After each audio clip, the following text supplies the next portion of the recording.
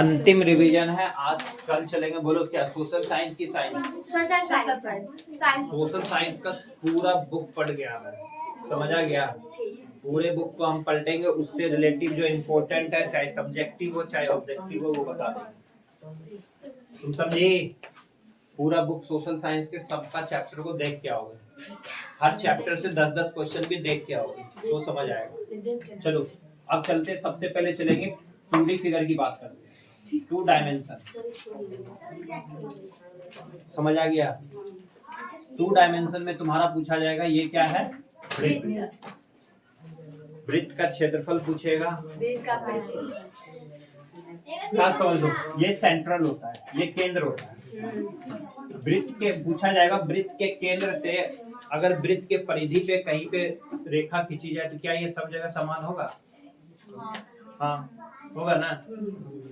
वृत्त, अच्छा, वृत्त की एक दो त्रिज्या एक दूसरे को क्या है, मतलब वृत्त की त्रिज्या एक दूसरे को सरकमफेरेंस, इनकी परिधि को छू रहा है, तो बताओ ये क्या है? व्यास। ये क्या बन जाता है? व्यास।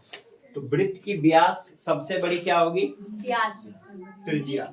यानी कि जो वृत्त की ये बीचों बीच जो त्रिज्या जाएगी, यही सबसे बड़ी व्यास होती है। इससे बड़ा व्यास नहीं खींच सकते, बन जाएगा, ये आएगा। उसके बाद ये जो होता है, ये इसको क्या बोलते हैं, बोलो जल्दी, इसको क्या बोलते हैं? ये क्या है? जीवा। ये क्या है? जीवा। समझ आ जाएगा। ये क्या है? जीवा। याद रहेगा। तो सबसे बड़ी व्यास, सबसे बड़ी जीवा बन सकती है क्या? हाँ बन जाएगा। सबसे बड़ा व्यास भी जीवा बनेगा। जब ये त्रिज्या यहाँ और ये त्रिज्या यहाँ जाती है, जिसको हम क्या बोलते हैं? व्यास। इसको क्या बोलते हैं? व्यास। और ये सिर्फ इतना सा रहता तो ये इसको क्या बोलते हैं? त्रिज्या। ठीक है। व्यास, व्यास क्या होती है? बराबर बताओ, 2 त्रिज्या के बराबर होता है। क्या होती है? 2 त्रिज्या का। एग्जाम में दिया होगा, एक व्यास दिया हुआ है, एक 14 सेंटीमीटर का व्यास दिया है और उसका क्षेत्रफल निकालो, बन जाएगा। अब व्यास ही मत ले लेना, क्या करोगे? पहले त्रिज्या लेंगे, क्योंकि वृत्त का क्षेत्रफल ये होता है। और यह क्वेश्चन आएगा, सबसे बड़ी जीवा को हम क्या कहेंगे? व्यास।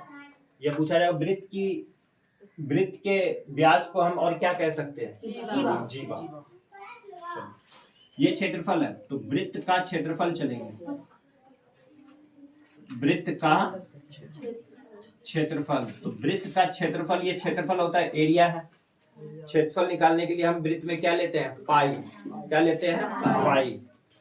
पाई का मान जब तक नहीं बोलेगा, अगर उसमें दिया होगा, ध्यान दे देना उस क्वेश्चन में, उसमें दिया होगा कि पाई का मान आप 3.14 लीजिए, तभी वो आंसर आएगा ऑप्शन में, समझ आ गया।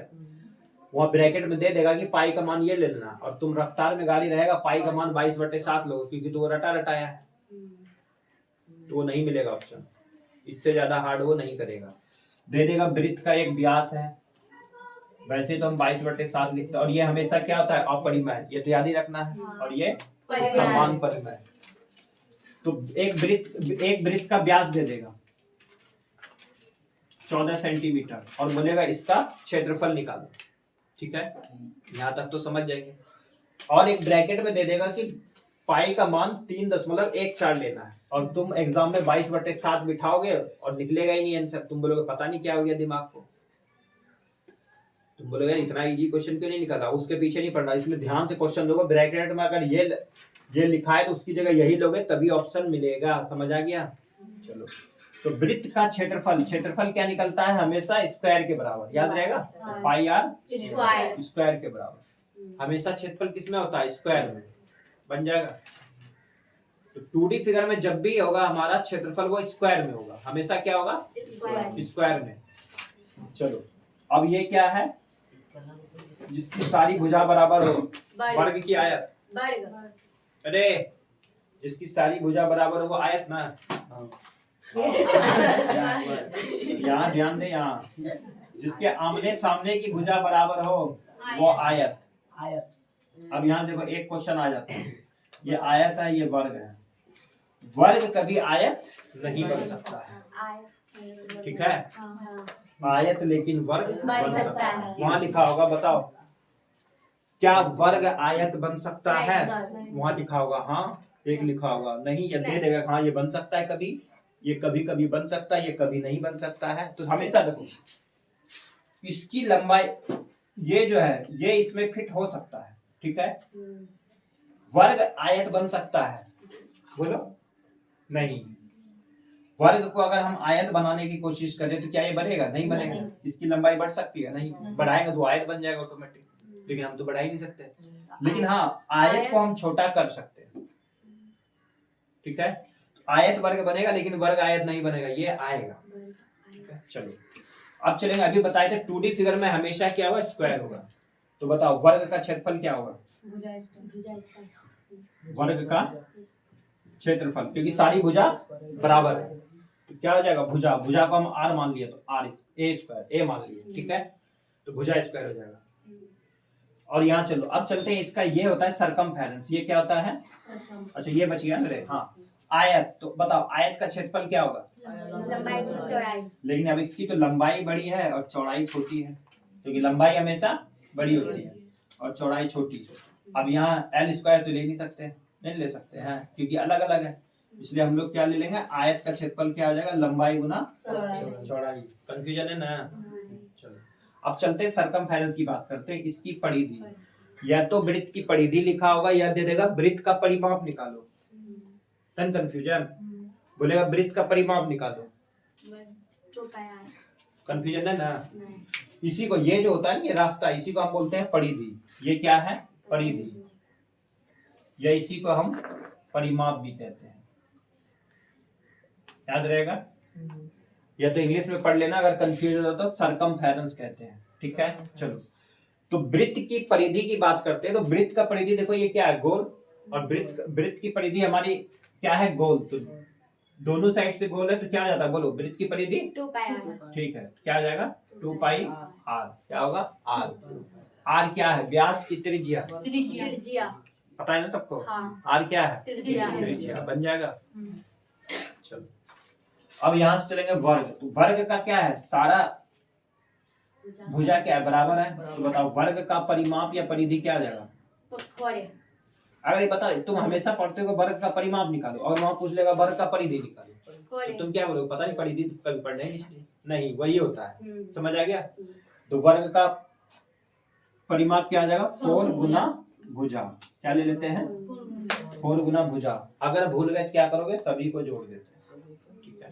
चलो आयत का परिमाप आमने सामने बराबर होता है, या तो सबको जोड़ देते हैं, नहीं तो हम क्या ले लेंगे? आयत का परिमाप एक कॉमन ले लेंगे, क्योंकि दोनों लंबाई बराबर है तो L प्लस बी होता है, L प्लस बी होता है। कंफ्यूजन है ना? यहाँ गुना मत लेके बैठ जाना, क्योंकि सबका जोड़ होता है। चलो अब देखो इसमें जो सवाल बनाएगा तुम्हारा, एक बोलेगा वृत्त का, इन दोनों का सवाल देखो क्या बनाता है। बोलेगा एक आयत है और एक वर्ग है, समझ गया? बोल देगा कि आयत का परिमाप बराबर है वर्ग के परिमाप से, समझ गए? आयत का परिमाप जो है वर्ग के परिमाप के बराबर है।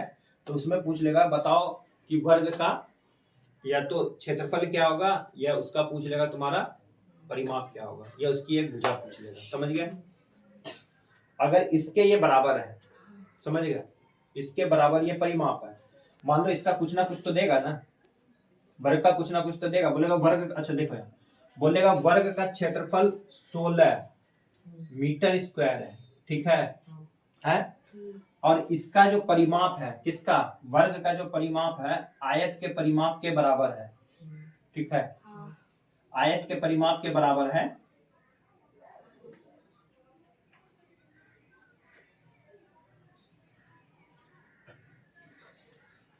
इस टाइप का नहीं आएगा, दिखाओ तो वो दिखाओ, क्वेश्चन दिखाओ, वो निकालो तो 2D फिगर का निकालो, क्वेश्चन निकालो तब तक, उसमें बता दे किस टाइप का सवाल है। चलो ये समझ आ गया ना? चले आगे। चलो अब चलेंगे त्रिभुज। त्रिभुज में तुम्हें सबसे अधिक जो इम्पोर्टेंट याद कर लेना है समबाहु त्रिभुज, ठीक है? इससे सवाल 100% आएगा। बता दे इसको, निकालो तो उसके 2D फिगर के सवाल निकालो वहां से।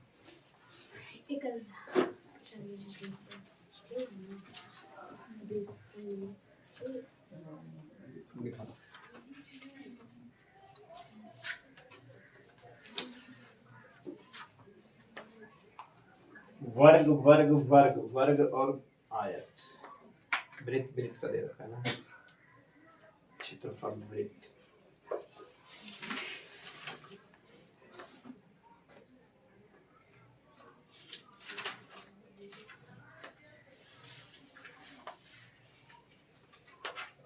अच्छा, सिर्फ वृत्त वृत्त का ही पूछा है ना, वर्ग का नहीं दिया तुम्हारा इसमें। अच्छा छोड़ो, वृत्त वृत्त का दे रखा है ना। चलो उसमें जो तुम्हारा आयत या वर्ग का देगा ना, उसी में से देगा। ज्यादातर तुम्हारा वृत्त का दे रखा है, पूरे का पूरा वृत्त का ही दे रखा है।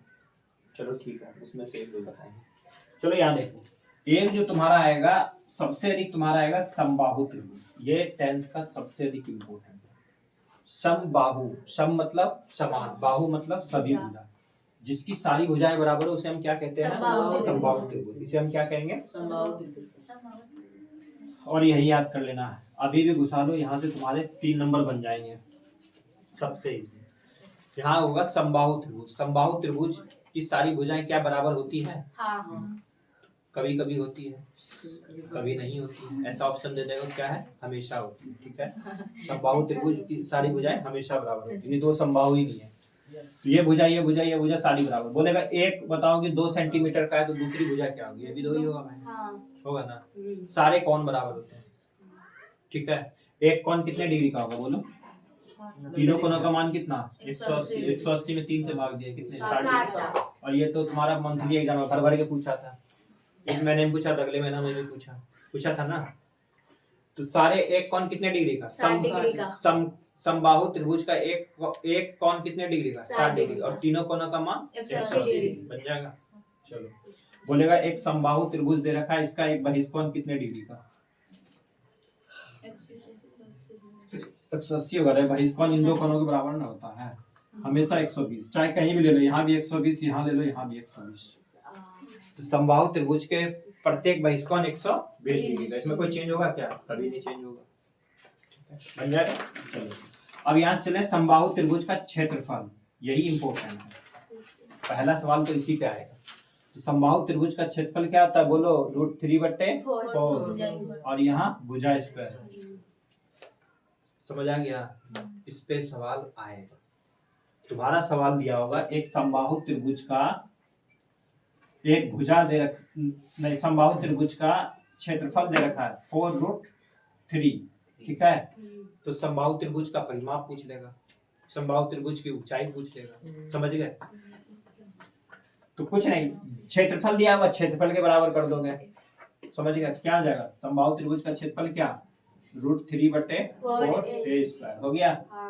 यहाँ जो जो कटेगा कटा देंगे, नहीं जिसको भाग दोगे, ऐसे दिक्कत होता है कटाने में, तो यहाँ भाग दे दोगे। a² इधर छोड़ देंगे, 4/√3 और ये बटे में हो जाएगा। तो यहाँ से क्या हो जाएगा? भाग को गुना में चेंज करें, क्या हो जाएगा? ये पलट जाएगा, पलटेगा ना।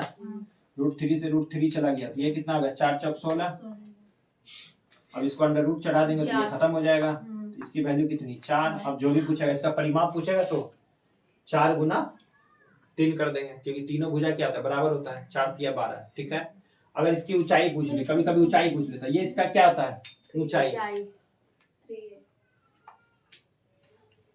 तो समबाहु त्रिभुज की ऊंचाई क्या होती है? ये याद कर लेना, √3/2a होता है भुजा। अब भुजा स्क्वायर मत कर देना एग्जाम में, √3/2a होता है, बन जाएगा। समबाहु त्रिभुज का 100% आएगा वो। समझ गए? या तो सब्जेक्टिव में दिखे या ऑब्जेक्टिव में, ये हो सकता है दोनों में दिखे, क्योंकि इस चैप्टर को तुम देखोगे समबाहु त्रिभुज अगले में है नहीं, इसमें वृत्त भी था। हाँ, अगले चैप्टर में चलेगा। यहाँ वृत्त के सवाल देखो ज्यादा है नहीं। वृत्त का तुम्हारा देखो ऑब्जेक्टिव में 3 या 4 क्वेश्चन पूछता है, कभी कभी 6 क्वेश्चन भी पूछ ले रहा है ना। 2 नंबर में एक पूछ रहा है। अब की इस बार क्या किया था? दीर्घ उत्तर में एक प्रश्न पूछ लिया था, भले वाला पूछा था उस दिन, बताए थे वृत्त वाला जो पूछा था लोग। समझ आ गया ये बोलो? चलो अभी जो वृत्त का बताए इसका सवाल देखो, यहाँ आ जाओ, निकालो 12.2। 12.2 निकालो, निकाले देखो पहला ही क्वेश्चन पूछा है निम्नलिखित में से वृत्त का क्षेत्रफल क्या होगा। अरे बुक निकालिए, निकालो ना 12.2, उसमें क्या वृत्त का क्षेत्रफल क्या होगा, पाई आर स्क्वायर बन जाएगा। अब चल लेते हैं, हाँ 6 नंबर सवाल देखो, यहाँ देखो 6 नंबर सवाल, 6 नंबर देखो, यदि एक वृत्त की त्रिज्या को आधी कर दी जाए, बोलो तो उसको सवाल को बोलो। यदि किसी वृत्त की त्रिज्या पहले देख लो, 2 वृत्त मान लोगे इस सवाल में, बोलो एक वृत्त की त्रिज्या को आधी कर दी जाए तो पुराने तथा हाँ ये है पुराना और ये है नया। हाँ बोलो, पुराने तथा नए वृत्तों के परिधियों का अनुपात होगा। हाँ यहाँ देखो, अरे 6 नंबर सवाल पढ़ी, देखो एक वृत्त है, वृत्त की त्रिज्या को क्या किया गया, पहले तो कुछ भी रहा होगा, नहीं मालूम कितना रहा है, नहीं लिया है। अगर वृत्त की त्रिज्या को आधी कर दें, ठीक है, तो पूछा है पुराने और नया, नहीं तो कभी कभी एग्जाम में क्या पूछ लेगा, नया और पुराना, ये कंफ्यूजन मत खाना। अगर पुराना पूछा है तो इधर वाला आंसर वही आएगा, अगर यहाँ नया पूछ लेता तो ये पलट जाता, अभी बताएंगे लास्ट में।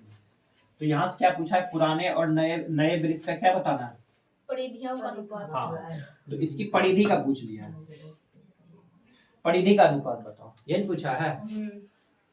तो पुराने वृत्त का त्रिज्या कुछ नहीं दिया है, नहीं दिया है, तुम्हारा जो मर्जी मानना चाहो वो मान सकते हो, चाहे 1 मान लो, चाहे 2 मान लो, चाहे 4 मान लो, जो मर्जी चाहते हो, बोलो क्या मानोगे, बोलो ना 1 मानना। तो हमने इसकी त्रिज्या मान ली 1, तो इसका आधा बोला था, 1/2 ही हो जाएगा, हो जाएगा ना। चलो वृत्त की परिधि क्या होती है, 2 पाई आर। कुछ नहीं करना, ये बिठा लेना, हमें बोला है अनुपात निकालना, तो अनुपात ले लिए। चलो ये पुराना हो गया, फिर क्या बोलता है नया, तो फिर क्या आ जाएगा 2 पाई आर हो गया। पाई को कुछ नहीं करोगे, ठीक है। तो यहाँ बोला है पहले वृत्त की त्रिज्या हमने क्या लिया, 1। दूसरे वृत्त की त्रिज्या कितनी हो जाती है, आधी, ये ना है। अब इसका अनुपात पूछा, तो यहाँ देखो ये 2 से ये 2 कट गया, ये पाई से ये पाई कट जाएगा, तो यहाँ से क्या आ गया 1:1/2। अब ये तो ऑप्शन मिल नहीं रहा है, नहीं मिल रहा है, तो यहाँ से क्या ले लेते हैं, इन दोनों के नीचे कुछ नहीं तो क्या हो जाएगा एलसीएम, समझ रहे, एलसीएम ले लेंगे, कितना आ जाएगा 2। तो यहाँ से 1 के टेबल में 2 कितनी बार में 2, तो यहाँ से क्या आ जाएगा 2 अनुपात, यहाँ 2 के टेबल में 2 कितनी बार 1 कम है, तो कितना आ जाएगा 2 अनुपात। समझ आ गया, है बन जाएगा। अब यहाँ आगे छोड़ मत देना, 1/2 आया, तो अनुपात का मतलब ही क्या कहता है 1/1, और ये बोलता है भागा 1/2, ऐसे भी समझा देते हैं। इसका कहने का मतलब है यहाँ 1/1 है, ठीक है, अनुपात का मतलब क्या होता है भाग, बताया है ना। अरे अनुपात मतलब होता है भाग, और ये पढ़ाए थे समानुपात मतलब होता है बराबर, याद है। ये क्या हो रहा है भाग, तो यहाँ 1/1 और 1/2, अब इसको भाग दो, 1/1 और यहाँ भाग है 1/2, ये ना है, क्या बोलते 1/1 ना होगा, क्या बोलते ओ 1/1 है, हाँ 1/1 भागा क्या है 1/2, तो हमेशा दाएं को चेंज करते, तो 1/1 गुना में चेंज करेंगे 2/1, तो कितना आ गया 2/1, तो इसको अनुपात में क्या लिखेंगे 2:1, ऐसे बना लेते, ठीक है। चलो अगला देखो, अर्धवृत्त का देगा, अर्धवृत्त का बना लेना, बन जाएगा वृत्त वाले सारे। हाँ 28 नंबर देखो, यदि एक वृत्त की परिधि दे रखा है 132 सेंटीमीटर, तो इसकी त्रिज्या निकाल दो, तो बताओ इसमें कौन सा फार्मूला लगा दे, तुम बता दे। एक वृत्त की परिधि दे रखा है 132 सेंटीमीटर, तो बोलो परिधि का क्षेत्रफल, ओह परिधि का formula 2 pi r, pi r square ले लो, चलेगा 2 पाई कैसा बोलेगा तो वही ले लेना। तो यहाँ से बोला है एक वृत्त की परिधि दे रखा है 132 सेंटीमीटर, तो क्या ले लेंगे 2 पाई आर बराबर कितना 132। तो 2 पाई का मान कुछ बोला है क्या, मान नहीं बोला है, नहीं बोलेगा तो हमेशा क्या लेना है 62.7, क्योंकि इससे डाटा कटने वाला देगा, ठीक है, कटा दे अब। चलो 2 से कट जाएगा, 2 एकम 2, 2 पंचे नहीं, 2 छिक 12, फिर 2 छिक 12, 22 से कटा दें, 22 एकम 22, 22 दिया 66। तो यहाँ से कितना आ गया? R बराबर 21। और क्या पूछा है वहाँ? आगे सवाल पढ़ो। इसकी परिधि, हाँ तो इसकी त्रिज्या है, त्रिज्या पूछा है तो यही रुक जाओगे तो यही हो जाएगा आंसर। नहीं तो एग्जाम में देखो क्या बोलेगा, इसका व्यास बताओ। ज्यादातर कर देंगे। हाँ तो 21 नहीं मार के आ जाना, ये मिस होगा एग्जाम में जो बोल रहे हैं। वहाँ पहले इतना निकालो, फिर क्वेश्चन को आराम से पढ़ना। मान लो कि आगे का क्वेश्चन हमारा कुछ भी हो, उससे मतलब नहीं है। क्वेश्चन कितने तुम सही बना लो, पता चला कि 100 क्वेश्चन बना के आ गए, पता चला वहाँ 70 ही नंबर है, ऐसा नहीं है। क्वेश्चन को आराम से पढ़ना, पूछ क्या रहा है, ये नंबर भी कट जाएगा ना। जो तुम्हें आता है उसको तो सही बना लो पहले, फिर क्वेश्चन पढ़ोगे क्या बोल रहा है वो, तो इसकी त्रिज्या, तो त्रिज्या रुक जाओ। नहीं तो ज्यादातर एग्जाम में पूछेगा व्यास बताओ, और पहला ऑप्शन 21 होगा, वही मार के आ जाओ। तो अगर निकली लो बराबर जाएगा, ऐसा नहीं करना, याद हो जाएगा, ऐसा ही आएगा। चलो इसके सारे क्वेश्चंस रिवीजन करके आएंगे, है ना, इसको टिक लगवा देते हैं। और 3D फिगर को पढ़ लिया है, 3D फिगर फटाफट सुना दो मुझे।